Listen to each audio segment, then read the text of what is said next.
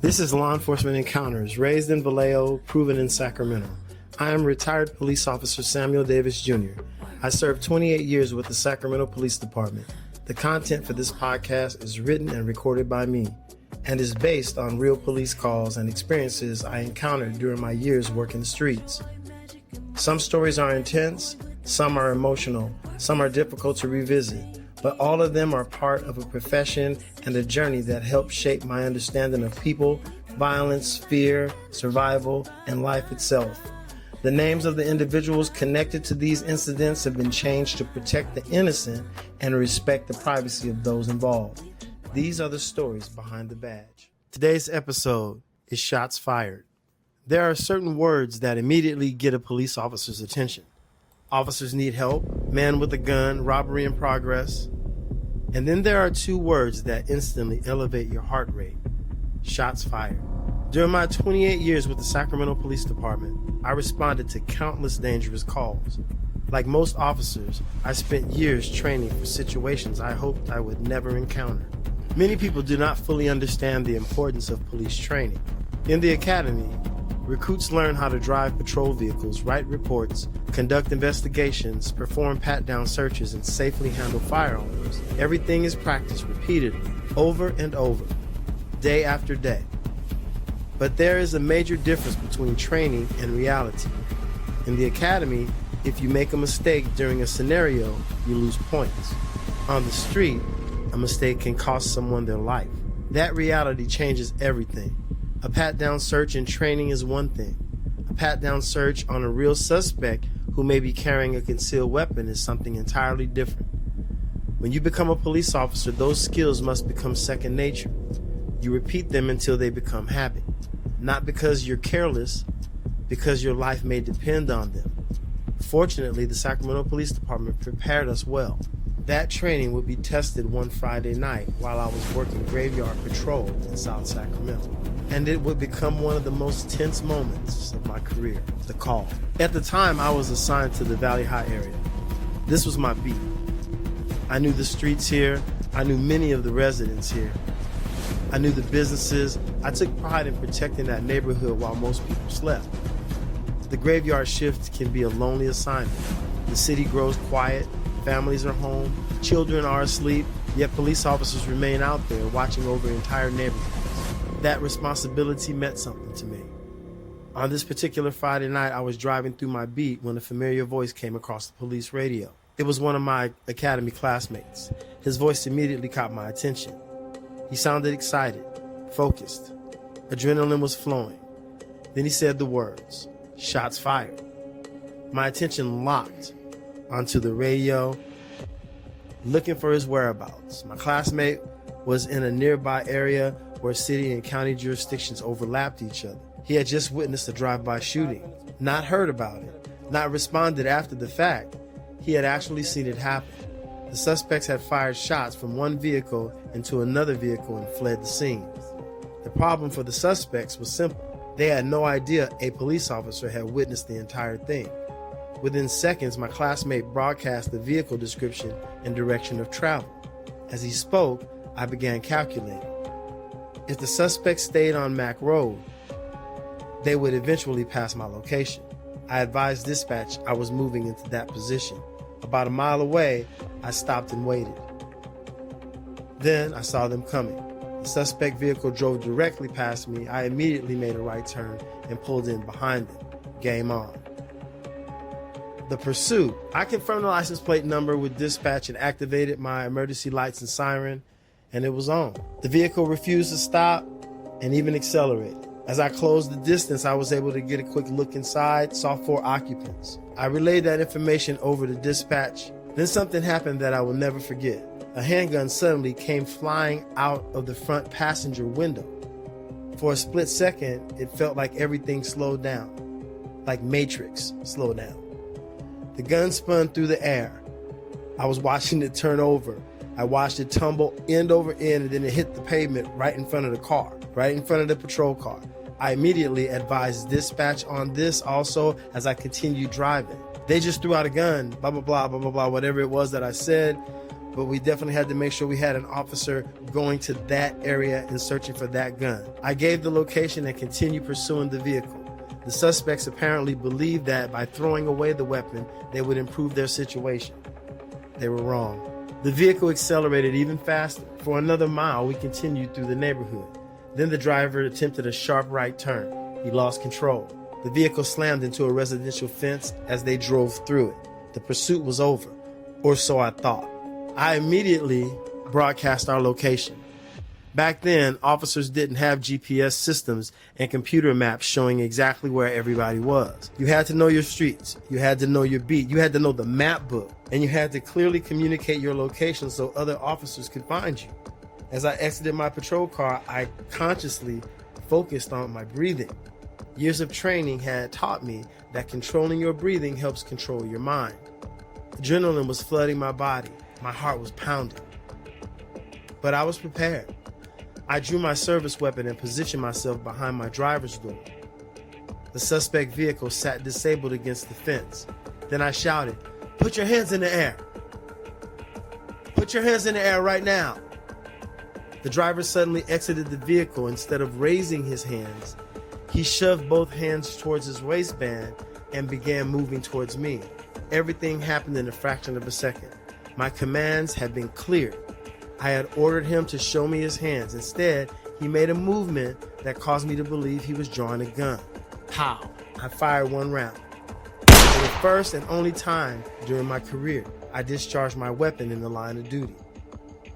The suspect immediately turned around and ran back toward the vehicle. He hopped in the front seat and put his hands in the air.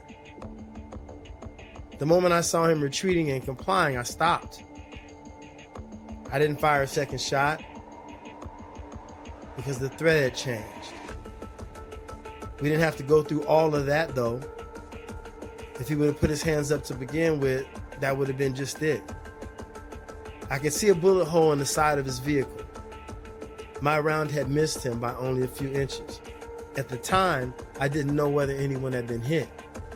So I'm sitting there with the weather being like 40 degrees and I have frost coming out of my mouth and I'm trying to breathe and I'm trying to put my gun where I can actually use the sights if I needed to, as I got these folks here at gunpoint. I advised dispatch immediately that I fired a shot. It didn't appear that anybody was hit, but you never know. But honestly, I wasn't completely sure. At least not yet, I wasn't. All I knew was that the situation remained dangerous. 4 suspects, 1 vehicle, a drive-by shooting, a gun previously thrown from the car window, and me standing there waiting for backup.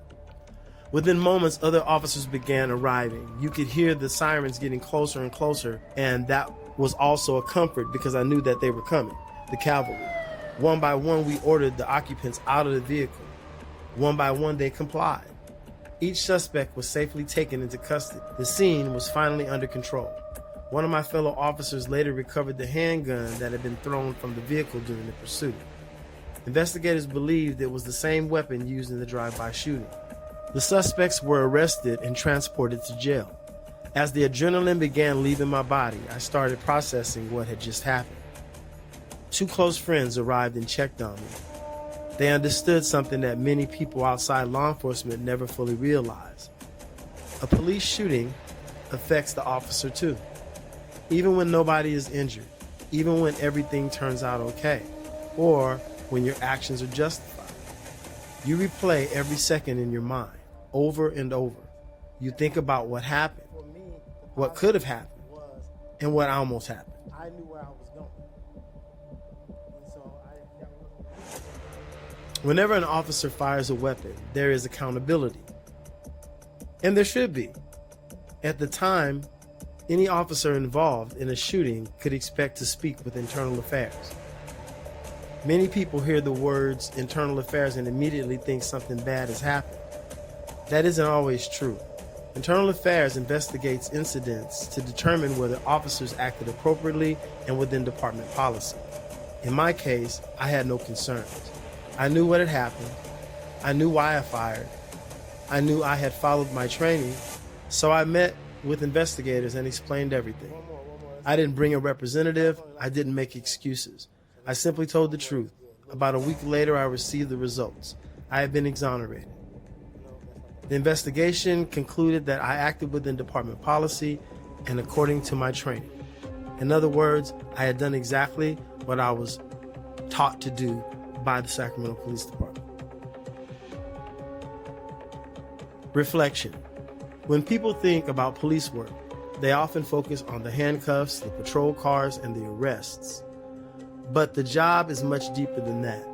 The reality is that most officers spend far more time helping people than arresting them. I loved being a beat officer. I loved getting to know the residents. I loved helping families solve problems. I loved building relationships with people who simply want a safe neighborhood. That was hella cool. That was always my goal, though. I wanted to meet people in a positive place, not a negative one. Yes, I represented the Sacramento Police Department, but I also represented something larger: understanding, communication, service, compassion, and accountability. The night of the shooting reminded me how quickly life can change. One moment you're patrolling the neighborhood, the next moment you're chasing armed suspects and making split-second decisions that may determine whether you go home to your family. Police work can be incredibly rewarding. It can also be incredibly difficult. I thank God that nobody was injured that night. I thank the Sacramento Police Department for preparing me through all of those years with awesome training. And I thank the officers who stood beside me afterwards and helped me process what had happened. Because when the radios crackle and someone says shots fired, training, experience, faith, and teamwork are often the only things standing between orders and chaos. Okay, this is the epilogue of Shots Fired. Man, when people hear a story like this, they often focus on the moment the shot was fired. I understand why, because it's dramatic, it's intense, it's the type of situation that makes television shows and newspaper headlines. But for me, the most important part of this story isn't the shot. The most important part is everything that happened before it and everything that happened after it. The truth is, I didn't wake up that morning expecting to fire my service weapon. No police officer does. Despite what some people believe, officers do not go to work looking for confrontations like that. We don't go to work hoping to get involved in shootings. In fact, most officers pray they never have to experience one. I know I did. I always pray. The reality is that every police officer hopes to complete their shift, return home safely, and come back the next day to do it all over again. What prepared me for that night wasn't courage. It wasn't luck. The Sacramento Police Department spent countless hours teaching officers how to respond under pressure. We trained with firearms, we trained with scenarios, we trained with defensive tactics. We trained until simple actions became automatic. Some people see officers conducting the same drills over and over and wondering why. The answer is simple.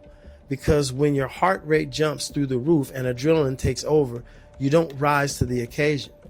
You fall back on your training. That night, I fell back on mine. The commands, the positioning, the communication, the breathing, the decision making, all of it came from training. Not emotion, not anger, training. Another thing people often overlook is accountability. After the shooting, I was investigated. Some people hear that and immediately think something must have gone wrong. Not at all. Accountability is part of the profession, and it should be. The badge comes with enormous responsibility. The authority to use force must be accompanied by a willingness to explain your actions. I never feared the investigation. I welcomed it. The public deserves to know officers are being held accountable. The officers deserve a fair review when they are forced to make difficult decisions. In my case, the investigation concluded that I acted appropriately and within policy. That finding mattered, not because it made me feel important, but because it confirmed that my training had worked exactly as intended. There is one final lesson from this story. Community policing. People sometimes think police work is only about arrests. It isn't. Not even close. The majority of my career was spent building relationships, talking to residents, working with business owners, helping parents, mentoring young people, listening to concerns, trying to make neighborhoods safer. The Valley High area wasn't just a place on a map to me. It was my beat. Those were my people. I knew many of them by name. I knew their concerns. I knew their families.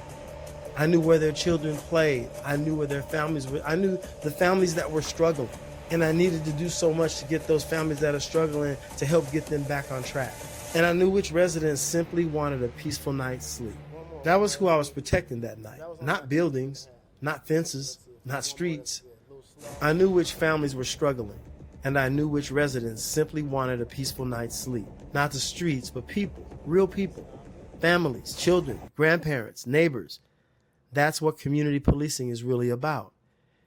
It is understanding that behind every radio call, every traffic stop, and every investigation are human beings whose lives matter. Looking back now, years after retiring from law enforcement, I remain thankful. Thankful that nobody lost their life that night. Thankful for the training I received. Thankful for the officers who stood beside me. And thankful for the opportunity to serve a community that trusted me to protect it. When I became a police officer, I took an oath to protect others, even when doing so involved personal risk. Yes, that's right, a sacrifice of my own personal life. On that night, that oath was tested, and because of training, teamwork, accountability, and faith, everyone went home, including me. For that, I will always be grateful. Thank you for joining me for another episode of Law Enforcement Encounters, raised in Vallejo, proven in Sacramento. I'm Samuel Davis Jr. Until next time, be safe, take care of one another, and remember that every person you meet is carrying a story you may know nothing about. We'll see you on the next encounter.